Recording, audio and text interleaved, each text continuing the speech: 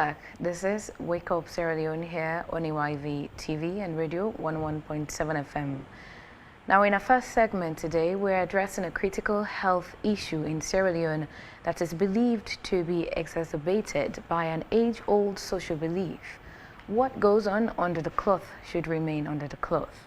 This belief is contributing to the silence and stigma surrounding breast and cervical cancers, which are significant health concerns for women in the country. Breast cancer accounts for the highest burden of cancer among women aged 14 to 44 years in Sierra Leone, and cervical cancer is not far behind. Well, according to the World Health Organization, WHO, more than 500 new cases of cervical cancer are detected in the country each year, with an estimated 400 women losing their lives to it. Additionally, authorities at Conteh Hospital, the country's main referral hospital, report that 65% of patients registered in the cancer registry are women, and they're mostly from the western area. To discuss this alarming issue, we have Abdul Otonjo Conteh, who's the registrar at the Sierra Leone Cancer Registry, Conteh Hospital. Good morning. Good morning. Welcome. Cancer, the word alone, can actually spark fear or concern in people, Yeah. Especially given the increasing awareness of its impact of lives here in Sierra Leone. Before we delve into the statistics and specifics, start by telling us what we need to know about cancer and zoom in on breast and cervical cancer. Yes. The term cancer itself is a disease in which some cells grow abnormally from the body and spread to certain organs, because the human body is being made up of what we call cells. These cells are so small that we cannot see them with our naked eyes unless through a microscope. So these cells, they are supposed to grow in that orderly manner like a building blocks, right? So some cells, due to certain factors, will just decide to grow abnormally. They don't follow the normal patterns of growth, the way the cells should grow. So when that happens, they form a lump or a mass. And this lump is of two types. When you hear about the benign lump, meaning it's not form of cancer cells. When you hear about the malignant lump, it means that is the cancer cells that comes together to form that lump. Its characteristics, it can grow faster, it starts to pain, So when that happens, the patient will report to the health providers, right? And when that happens again, you have any lump, you don't just say this is cancer. We have a process. It has to go through what we call, they remove the biopsy, we send it for histology, and it is only through that microscope the pathologist will tell us if that is a cancer cells. So cancer can grow in any part of the body. We name it except the area that the blood vessels don't flow. That is places like your hair, your fingernails, or the cartilage within the body. That is the only part where cancer don't grow. It doesn't grow there, but is it that sometimes the effects would also affect the hair? Because, Yes, that is in terms of the treatment modality. Okay. Like when you are on chemotherapy, Okay. you will lose all your hair. Okay, so when that happens, when it grow into any part, we name it based upon what we call the topography. That is the part where it grows. If the abnormal cells grow in your breast, that is a breast cancer. In your cervix, that is cervical cancer. In your prostate, that is, we call it prostate cancer. In your lungs, we call it lung cancer.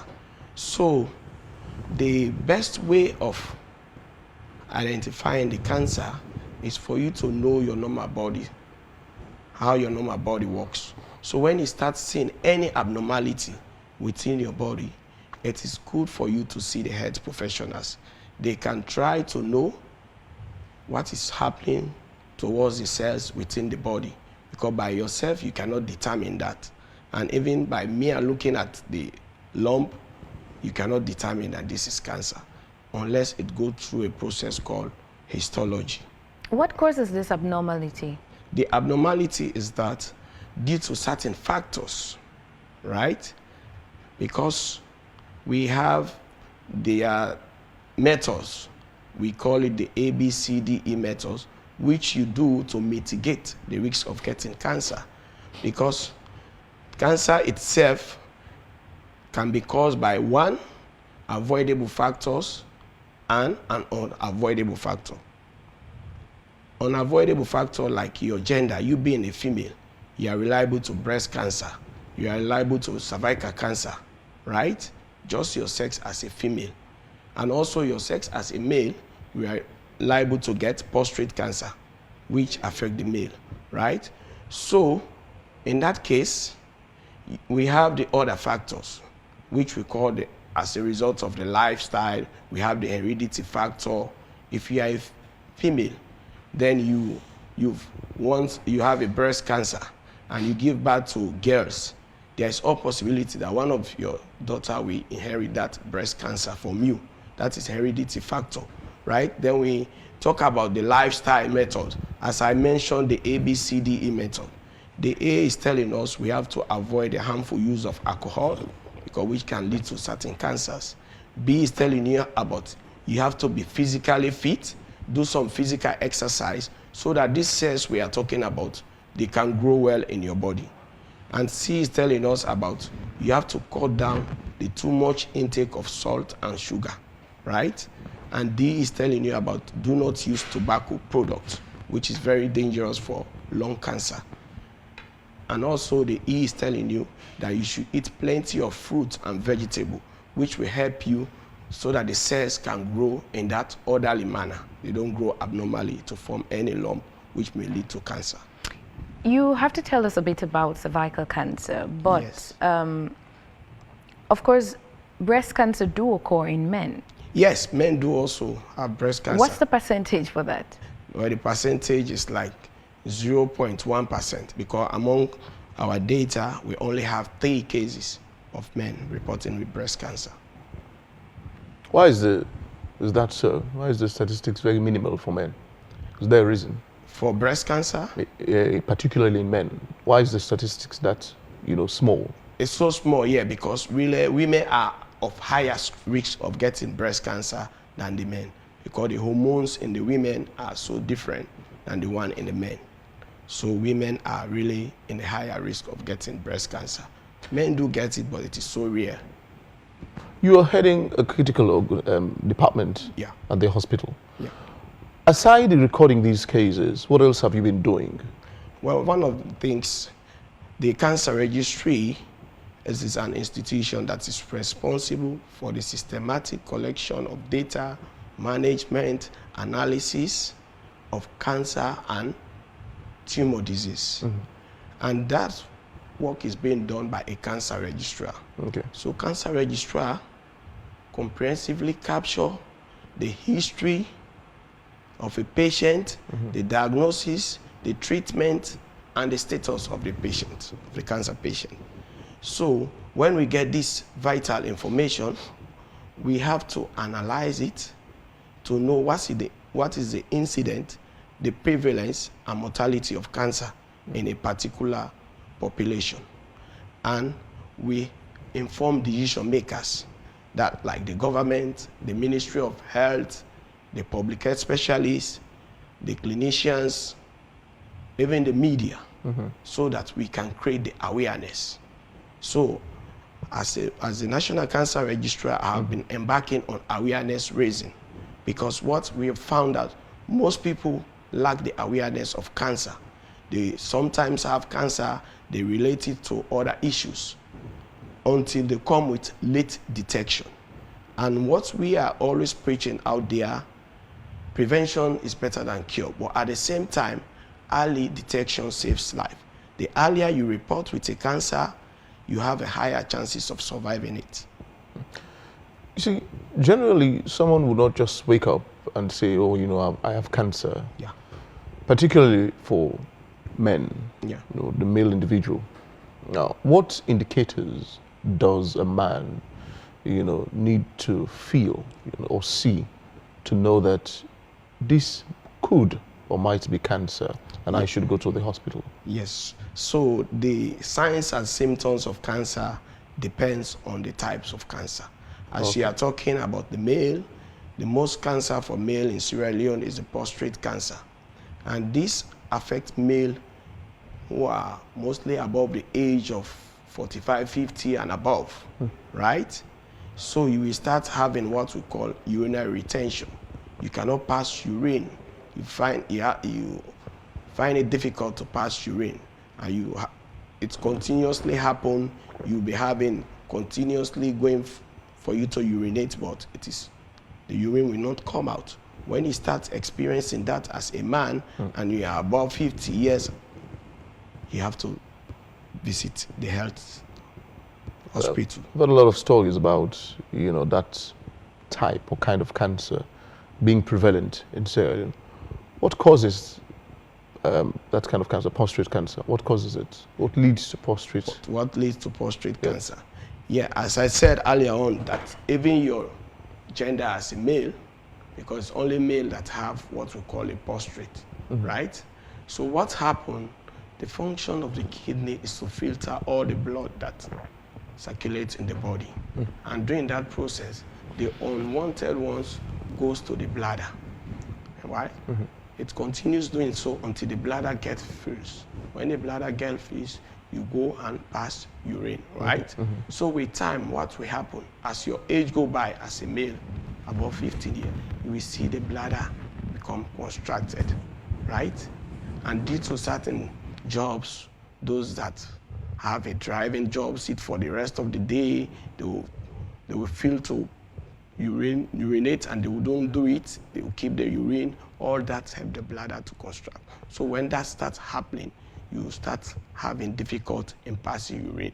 A clear example, you can see when you are a young boy, when you are urinating, the power is so much that you can even urinate. You see your urinating going far off. Yeah. But as your age go by, you will start seeing that falls. That shows you that your bladder is getting constructed as a male with your age go by. So when you start experiencing any difficulty in passing urine, you have to that must be a sign.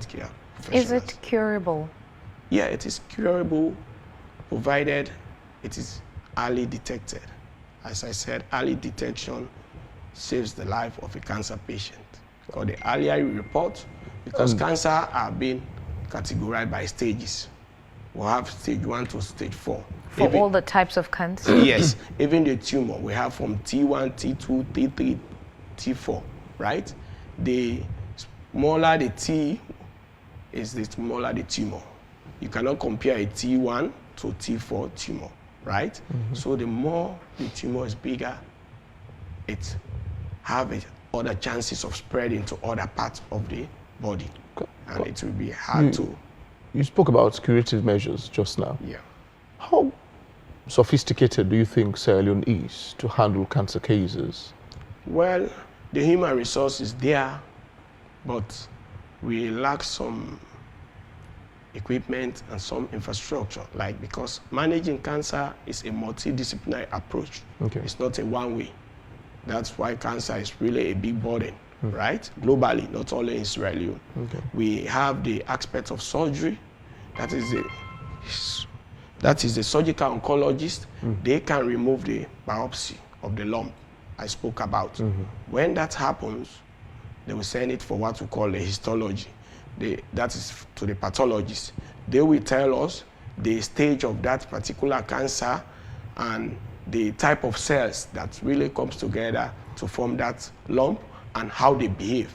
You can hear about what they say. This is an infiltrating ductal carcinoma of the breast or whatsoever, or an invasive ductal carcinoma. That tells you the pattern in which the cells behave, right? So when the surgeons done that, then after the surgery, we have another aspect which we call the chemotherapy. It's like a drip, right? A combination of different type of drugs which they will give the patient just like an IV, right? That's one stop the spread of cancer. And the next aspect now, the third one, which presently we don't have in Sierra Leone, that is the radiation. To use the ionized radiation to kill the cancer cells. So when once radiation kills that cells, It's gone forever. Yes. What about the surgical area? Let's talk about the that. the surgical area. Are we prepared? Yes, we have the professionals. Yes, we have surgical oncologists here. Okay. If you can go to our oncology clinic every Friday, we have surgical oncologists. Dr. Small is there. Also, we have some other doctors who have come back home. They just finished their oncology training. We have Dr. Charlie. Yes, so we have the oncologists, right? For now, the human resource is more better than before. Because most medical professionals are now specializing in cancer management, right? So in terms of treatment modality, we are okay with the surgery, we are okay with the chemotherapy. Are there any successful cases of chemotherapy?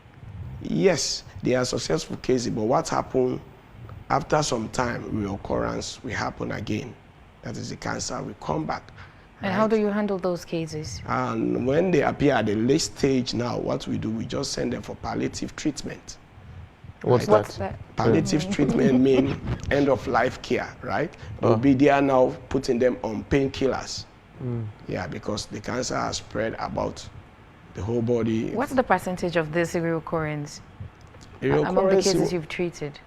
Well, let me say the palliative unit, they've just reached 1,000 cases this week, which they have treated with 1,000 patients who have reported just for palliative.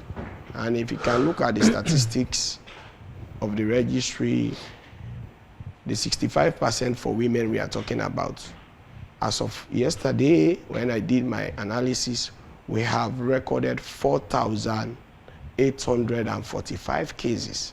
And out of that 4,845 cases, the female cancers are 3,125, which is the 65% of that total.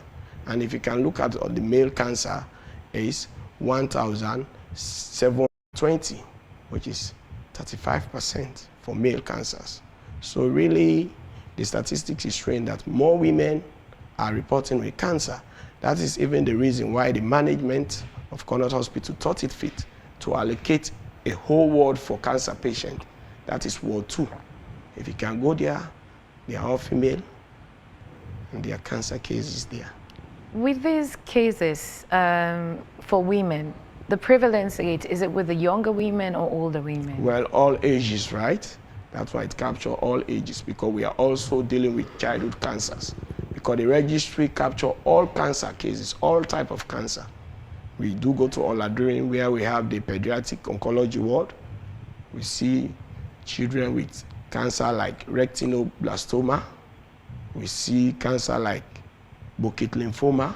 Those you see, those children with their jaws swelling up, their eyes, this is retinoblastoma, their jaws swelling up, that is Burkitt lymphoma. These are all cancers.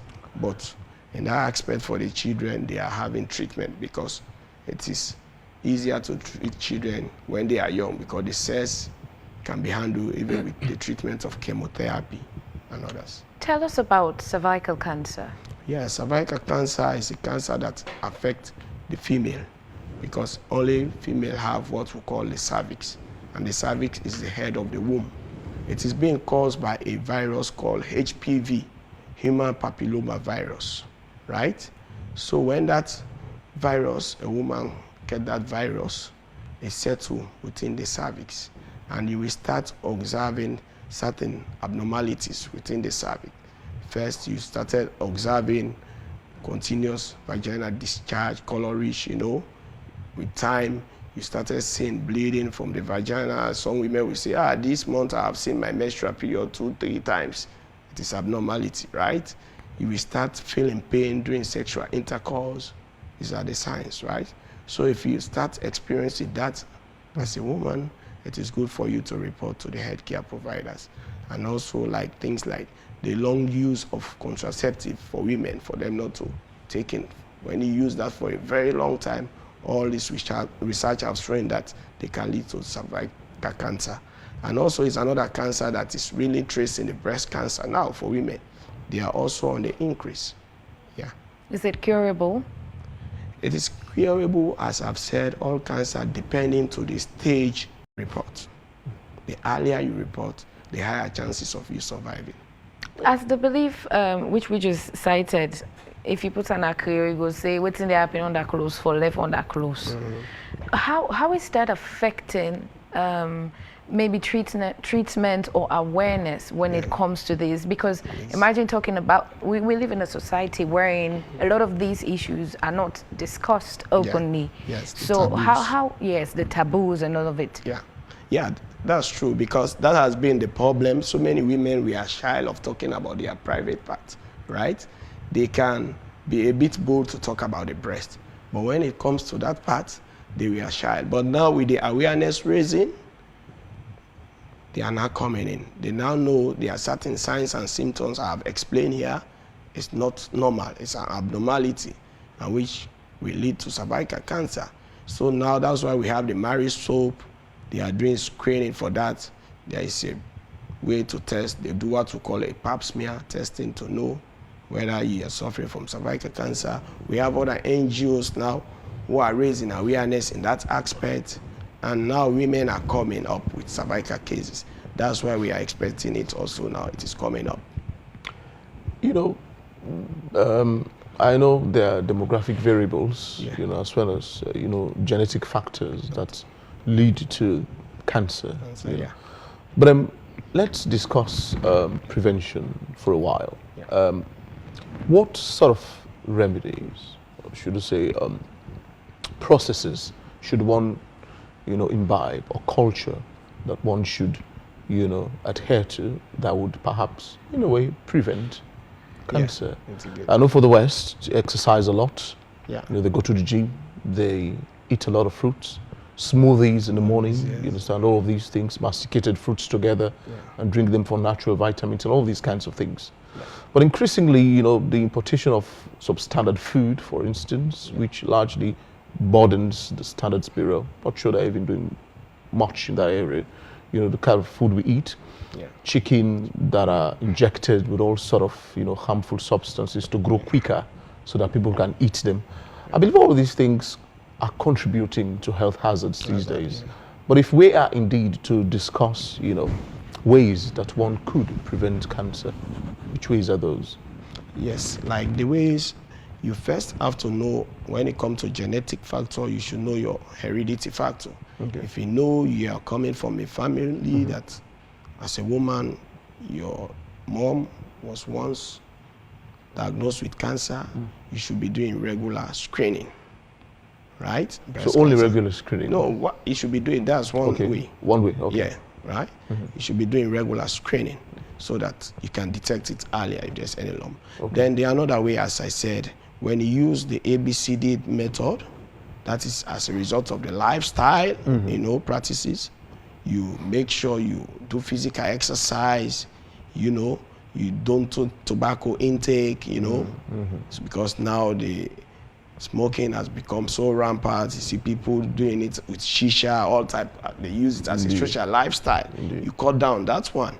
You avoid the harmful use of alcohol, those hard wines, you drink beyond control, right?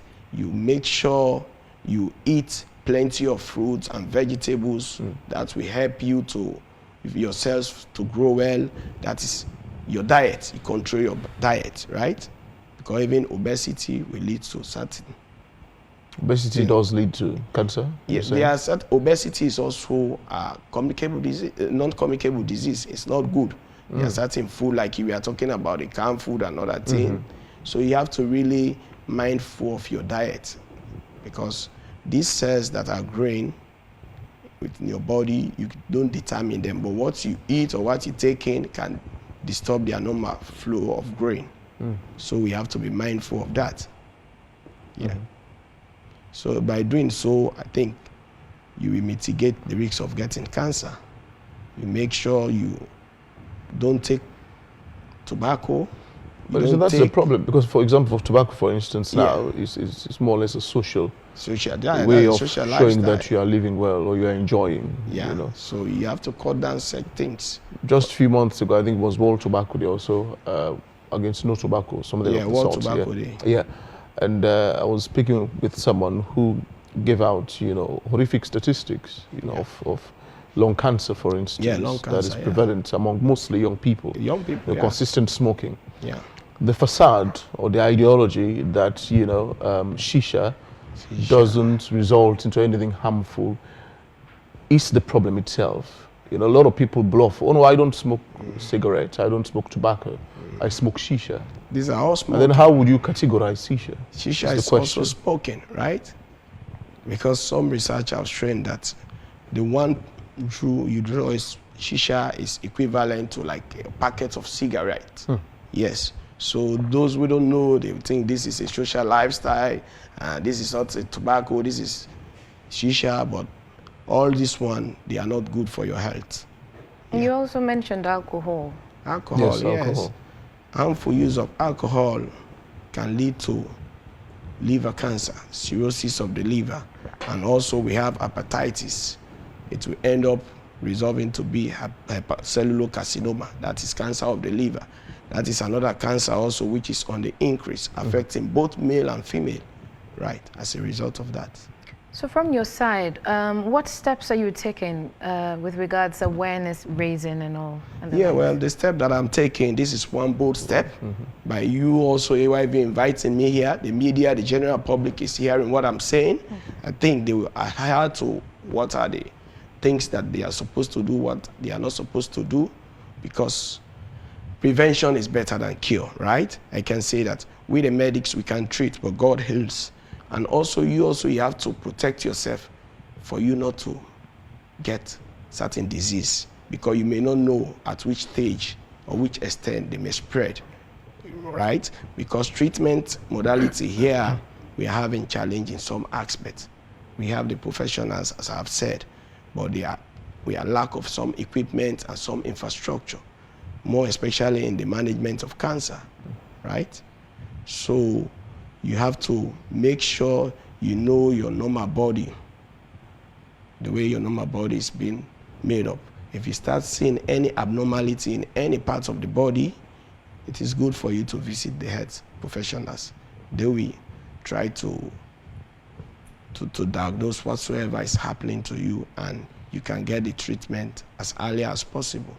How far do these messages reach? Because imagine when you talk about the medical terms again, sometimes you're just lost with what this means and all of that. Yeah. And not everybody is on the media, for example. Yeah.